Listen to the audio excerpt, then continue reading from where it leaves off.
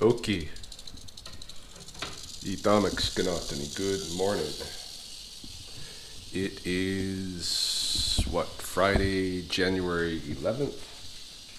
Yeah, January 11th, 2019, into the lunar cycle Katoi, when people need assistance to survive through the winter starvation.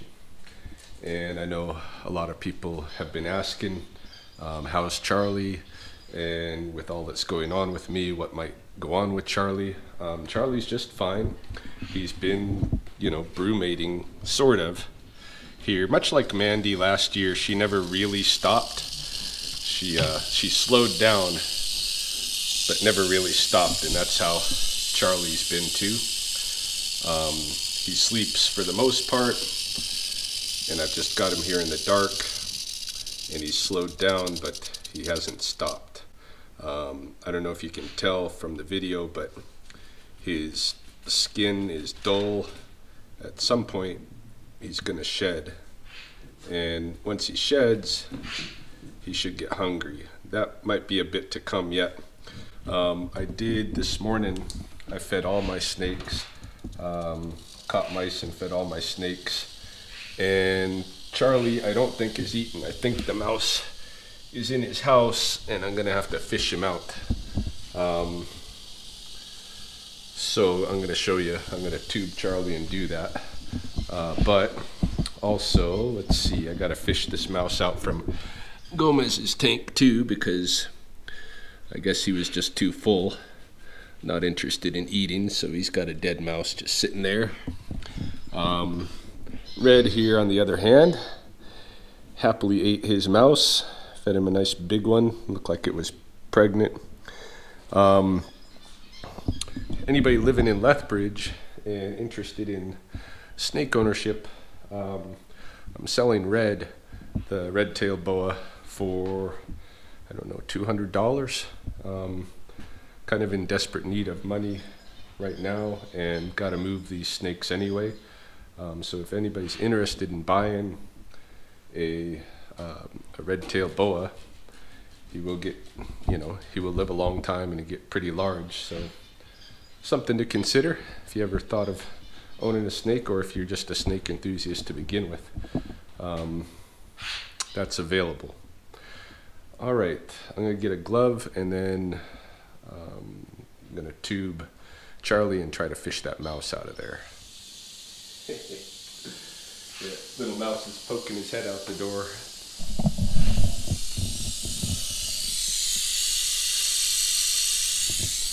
That's the guy I got to fish out of there.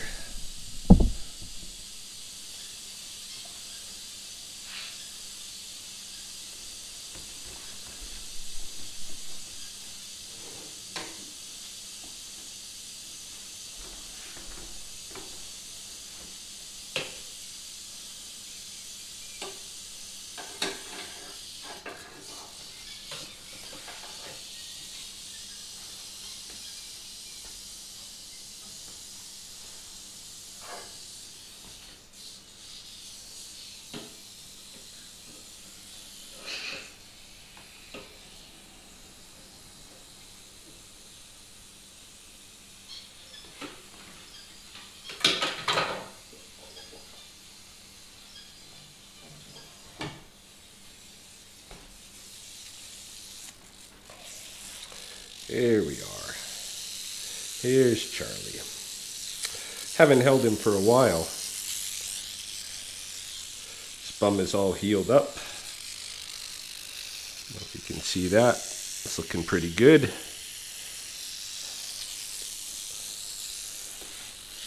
All right, Charlie, hold tight, and I will fish the mouse out of your house.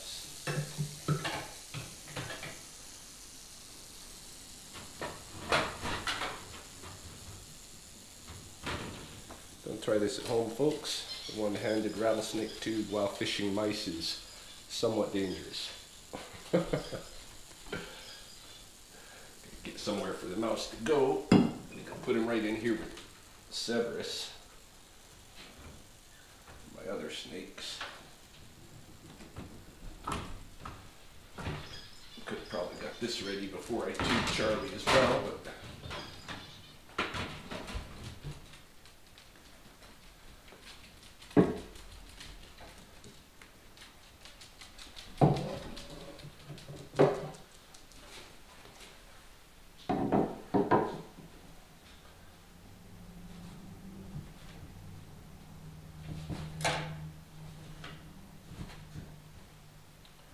ta-da!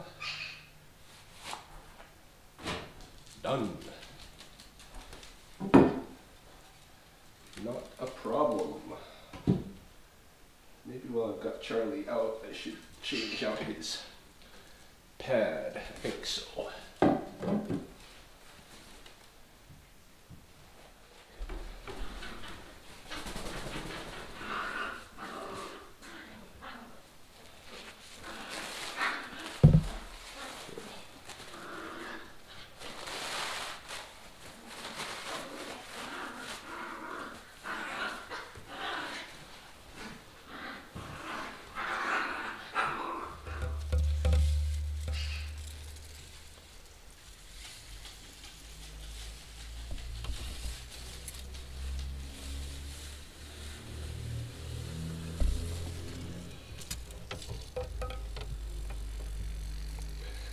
All right, Charlie.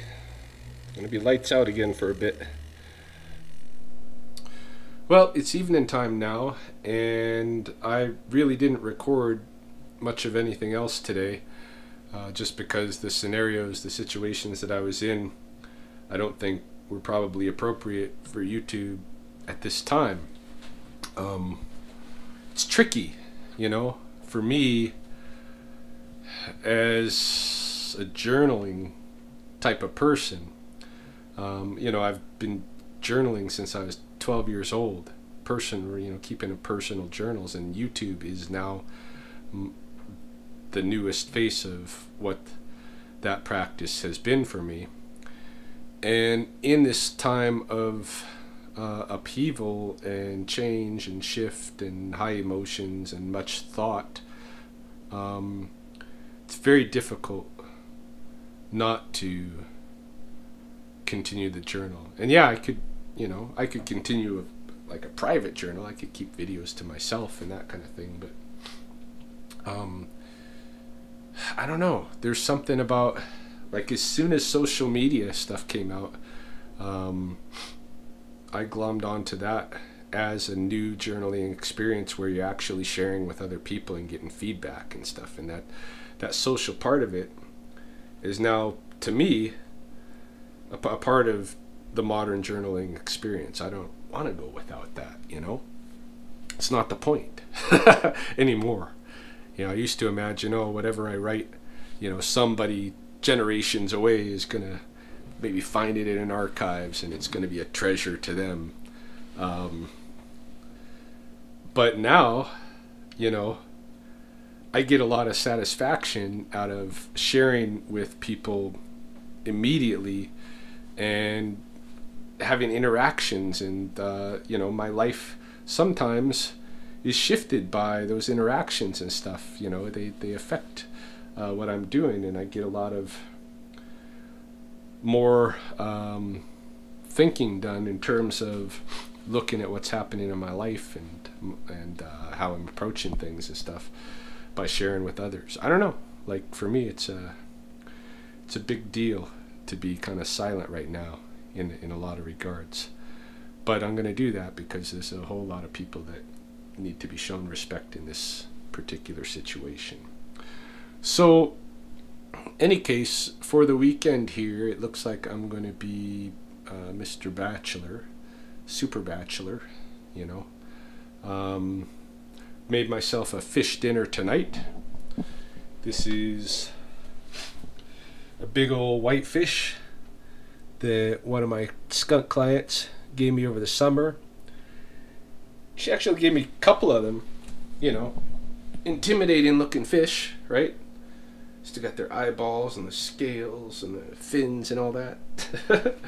So they've sat around the freezer, but I'm happy to eat them. So I cooked this one up tonight, ate a big chunk of it. You know, I'm full on fish, and I've still got a whole bowl here I can snack tonight. I can eat this all through the day tomorrow. Throw a couple of pieces of fruit in there, maybe some coffee. Should be good to go. That's my plan anyway. That's my plan for tomorrow's nutrition. Things are going to be a little tight here for the next couple of weeks anyway, economically. Not because of the situation, but just because they were going to be that way anyway. So given the situation, I have an opportunity, I think, right now to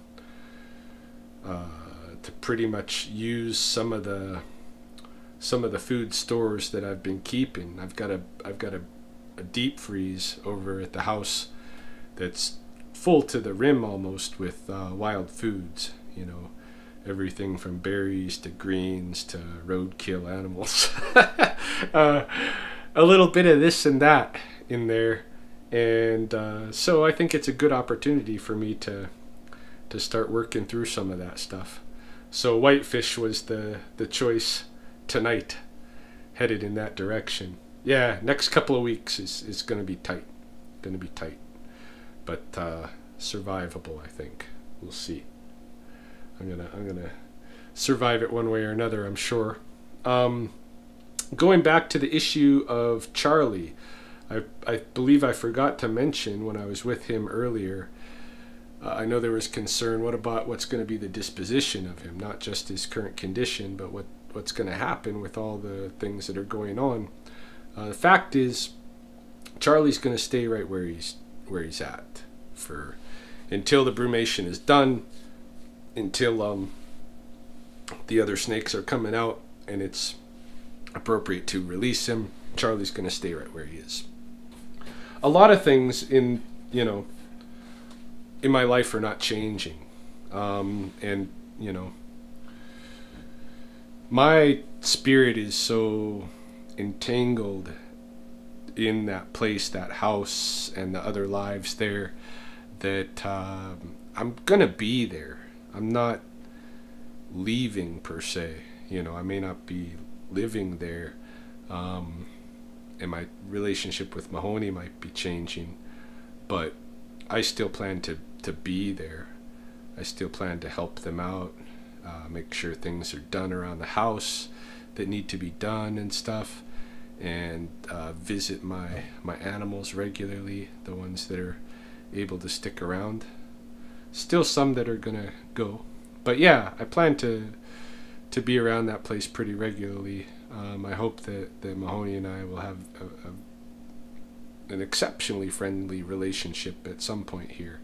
Right now things are, of course, hard, right?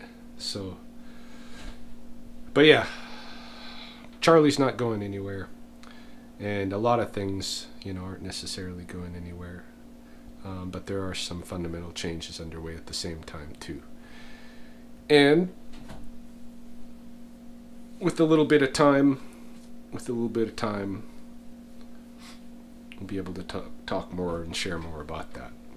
But right now,